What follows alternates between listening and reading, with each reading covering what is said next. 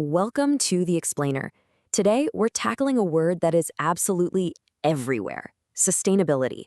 But what does it really, truly mean? We're going to break it all down, from the big, global ideas all the way to how it actually impacts businesses on the ground. So here's our game plan. We'll kick things off by defining what sustainability even is. Then we'll clear up how it's different from ESG, a super common point of confusion. After that, we'll look at the global goals that are driving all this action, figure out how we can value the natural world, and then, finally, connect all the dots to see what this means for the corporate world. All right, first things first. Before we can get into the weeds, we have to get on the same page. We need a really solid foundation. So what are we really talking about when we use the word sustainability? Okay, so this is the classic definition, and it goes so much deeper than just, being green.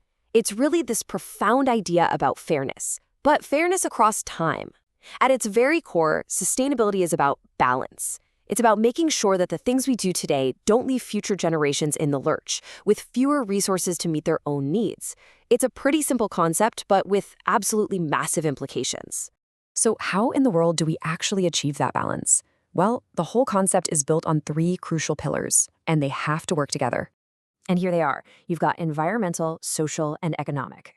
The environmental piece is pretty intuitive. It's about protecting the planet.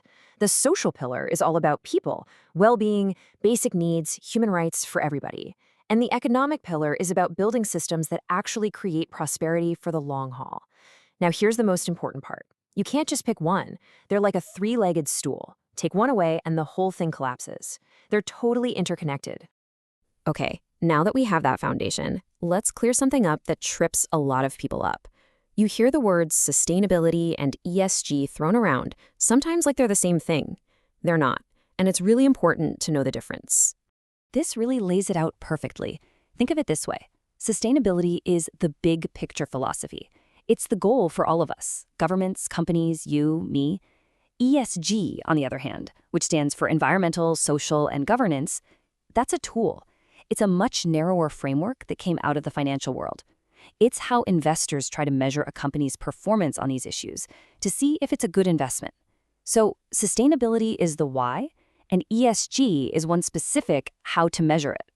And this quote just hits the nail on the head.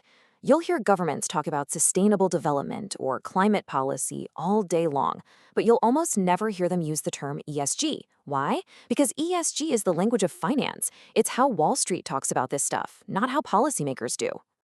So you've got this huge idea of sustainability. But how do you take a philosophy and turn it into an actual, concrete plan for the entire planet?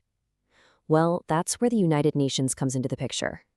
The story really starts back in the year 2000 with something called the Millennium Development Goals, or MDGs. And they made some real progress, but a few key goals were missed, and one of the biggest criticisms was that they didn't really pull the business world in. So, in 2015, the UN went back to the drawing board and came out with something way bigger, way more ambitious, the 2030 Agenda, with the 17 Sustainable Development Goals, the SDGs, right at its core. And when you put them side by side, the difference is just staggering. We went from 8 goals to 17, from about 21 targets to a whopping 169. But the most important change, the real game changer, is the scope. The old MDGs were mostly aimed at developing countries. The SDGs, they're universal. They apply to everybody, every country. And they were specifically designed to be a roadmap for businesses, not just governments. Okay, let's loop back to that environmental pillar for a second. To really get it into our economic thinking, we need a way to talk about its value. So, how do you actually put a number on nature's bottom line? I mean, it's a huge question, right? How do you measure the value of a forest, or an ocean, or the clean air that we all breathe? To even start to wrap our heads around this, we need to understand two really powerful, connected ideas. This breaks it down so well. On one side, you have natural capital. That's the stock of all the world's natural goodies, the forests, the minerals, the water. On the other side, you have ecosystem services. That's the flow of benefits we get from that stock. The absolute best way to think about it is this. Natural capital is the planet's giant savings account, and ecosystem services are the interest we get to live off of without draining the principal. And this example makes it crystal clear. The forest itself is the asset, the natural capital. But the timber we can harvest, the clean air it creates, the water it filters, those are all ecosystem services. See, when we cut down the whole forest irresponsibly, we're not just losing the timber, we're closing the entire account and losing all those other priceless services forever. Okay, so we've covered the core idea, the global goals, how we value nature. Now for the million-dollar question. How does all of this theory actually translate into practice in the business world? You know, for the longest time, this whole area was kind of cordoned off as corporate social responsibility, something that was just nice to have. Well, those days are over, with immense pressure coming from customers, from regulators, and especially from investors. Sustainability is now what we call a material business issue. That just means it can directly hit a company's bottom line. It is no longer a side project, it's a core source of risk and, frankly, opportunity.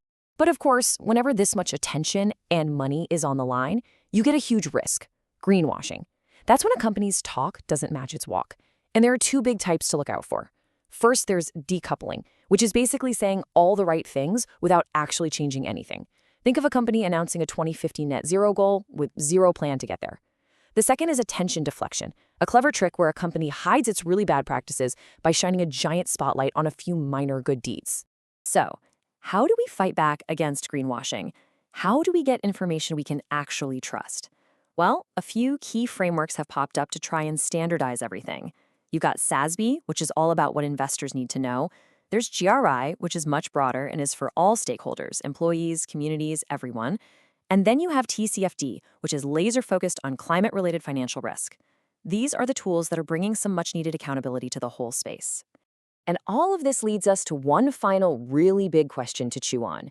As all these sustainability issues, from climate change to inequality, become actual measurable financial risks, the old lines are getting really blurry.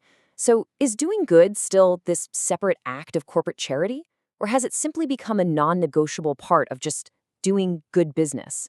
It's a pretty powerful thought to end on.